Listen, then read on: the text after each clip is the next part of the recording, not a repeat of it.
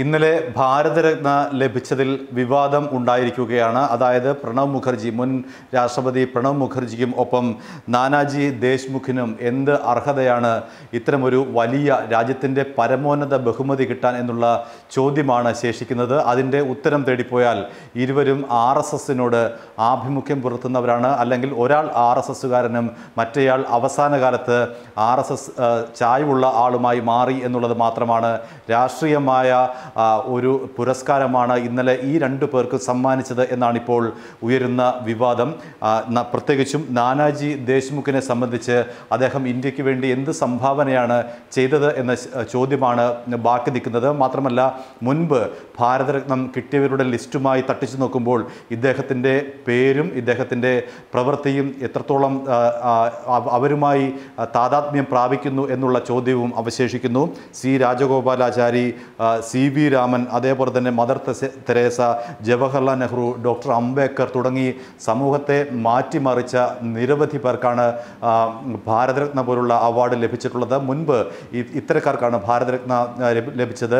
രാജ്യത്തിൻ്റെ അതിർത്തികൾ കടന്ന് ലോകം മുഴുവൻ പേര് വ്യാപിപ്പിച്ച ഇത്തരം മഹത് വ്യക്തിത്വങ്ങൾക്ക് നൽകിയ അവാർഡുകൾ എന്തിനാണ് നാനാജി ദേശ്മുഖിനും ഒപ്പം പ്രണബ് മുഖർജിക്കും നൽകിയത് എന്നുള്ള ചോദ്യമാണ് അവശേഷിക്കുന്നത്. നാനാജി ദേശ്മുഖ് RSSകാരനായിരുന്നു എന്നുള്ളതാണ് ഏറ്റവും വലിയ പ്രത്യേകത. അദ്ദേഹം രാജ്യത്തിനു വേണ്ടി എന്തു ചെയ്തു എന്ന് ചോദിച്ചാൽ ഒരുപക്ഷെ RSSകാർക്ക് പോലും കൃത്യമായ മറുപടി ഉണ്ടാകാൻ സാധ്യതയില്ല. ഗുരുജി ഗോൾവാക്കർക്കൊപ്പം പ്രവർത്തിക്കുകയും ഒപ്പം വിനോബ ഭാവയുടെ ഭൂദാന പ്രസ്ഥാനവുമായി ബന്ധപ്പെട്ട് ചെറിയ ഇടപെടൽ നടത്തുകയും ചെയ്തതൊഴിച്ചാൽ ഇദ്ദേഹത്തിൻ്റെ സംഭാവന എന്താണ് എന്നുള്ള കാര്യത്തിൽ വ്യക്തതയില്ല. കാരണം അംബേദ്കറോളം അല്ലെങ്കിൽ ജവഹർലാൽ നെഹ്റുവോളം സച്ചിൻ ടെണ്ടുൽക്കറോളം ഒക്കെ ഉയർന്ന ഒരു വ്യക്തിത്വമാണോ ഇദ്ദേഹം എന്നുള്ള ചോദ്യമാണ് അവശേഷിക്കുന്നത്. തീർച്ചയായും അല്ല എന്നാണ് ഇപ്പോൾ ഉയരുന്ന ഉത്തരം. കാരണം അദ്ദേഹം അതിന് തക്ക വലിയ വ്യക്തിപ്രഭാവമുള്ള ആളല്ല.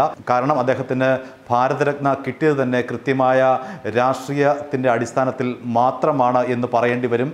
കേവലം ഒരു RSS പ്രചാരകനായ നാനാജി ദേശ്മുഖിന് ഇത്തരമൊരു പുരസ്കാരം എന്തിനു നൽകിയെന്ന ചോദ്യമാണ് അവശേഷിക്കുന്നത്. മാത്രമല്ല, പ്രണബ് മുഖർജിയെ സംബന്ധിച്ചും ഇത്തരമൊരു ചോദ്യം അവശേഷിക്കുന്നു. അദ്ദേഹം ഇന്ത്യയുടെ ധനമന്ത്രിമാരായിരുന്നു. എത്രയോ ധനമന്ത്രിമാർ ഇന്ത്യക്കുണ്ടായിരുന്നു. എന്താണ് പ്രണബ് മുഖർജി ഇന്ത്യൻ സാമ്പത്തിക രംഗത്ത് നൽകിയ സംഭാവന എന്ന് ചോദിച്ചാൽ കാര്യമായ ഉത്തരമില്ല. രാഷ്ട്രപതി എന്ന നിലയിൽ അദ്ദേഹം എന്ത് ചെയ്തു എന്ന് ചോദിച്ചാൽ ഉത്തരമില്ല.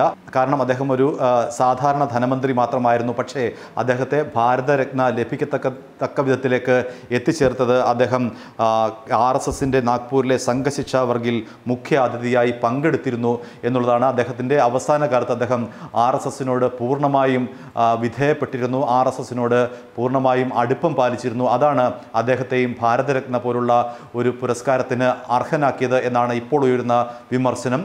ഈ രണ്ട് വിമർശനങ്ങളാണ് ഇപ്പോൾ ചൂടുപിടിക്കുന്നത്. ഒന്ന്, നാനാജി ദേശ്മുഖ് ഭാരതരത്നയ്ക്ക് അർഹനായിരുന്നു. ഒപ്പം തന്നെ കോൺഗ്രസ്സുകാരനായിരുന്ന പ്രണബ് മുഖർജി RSSനോട് ആഭിമുഖ്യം പുലർത്തിയപ്പോഴല്ലേ അദ്ദേഹത്തിന് ഭാരതരത്ന തേടി വന്നിരിക്കുന്നത് എന്ന ഈ ചോദ്യമാണ് ഇപ്പോൾ ശേഷിക്കുന്നത്. കാരണം ഈ രണ്ട് അവാർഡുകളും ഈ രണ്ടു പേർക്കുമുള്ള പുരസ്കാരങ്ങൾ ഇപ്പോൾ വിവാദമായിരിക്കുകയാണ്. പ്രത്യേകിച്ചും പ്രണബ് മുഖർജിയേക്കാൾ ഉപരി നാനാജി ദേശ്മുഖിൻ്റെ സംഭാവനകൾ എന്താണ് എന്നുള്ള ചോദ്യമാണ് ഇപ്പോഴും ശേഷിക്കുന്നത്. അദ്ദേഹത്തെ 1999-ൽ നാനാജി ദേശ്മുഖിൻ്റെ സാമൂഹ്യ പ്രവർത്തനങ്ങൾ അത്ര വലിയ സംഭാവനകളൊന്നും നൽകിയിട്ടില്ല എന്ന് അദ്ദേഹത്തിൻ്റെ ബയോഗ്രഫി, ജീവചരിത്രം വായിക്കുമ്പോൾ മനസ്സിലാകും. അദ്ദേഹത്തെ 1999-ൽ NDA സർക്കാർ രാജ്യസഭ MP ആക്കിയിരുന്നു. ഏതായാലും ഈ രണ്ട് പുരസ്കാരങ്ങളും രാഷ്ട്രീയ പ്രേരിതമാണ് എന്ന് തന്നെയാണ് ഇപ്പോൾ ഉയരുന്ന വിമർശനം. പ്രണബ് മുഖർജിക്കും ഒപ്പം നാനാജി ദേശ്മുഖിനും നൽകിയ ഭാരതരത്ന, രാജ്യത്തിൻ്റെ ഏറ്റവും പരമോന്നതമായ ബഹുമതി, ഈ രണ്ടുപേരും അർഹിക്കുന്നുണ്ടോ എന്നുള്ളതാണ് പ്രധാനപ്പെട്ട ചോദ്യം.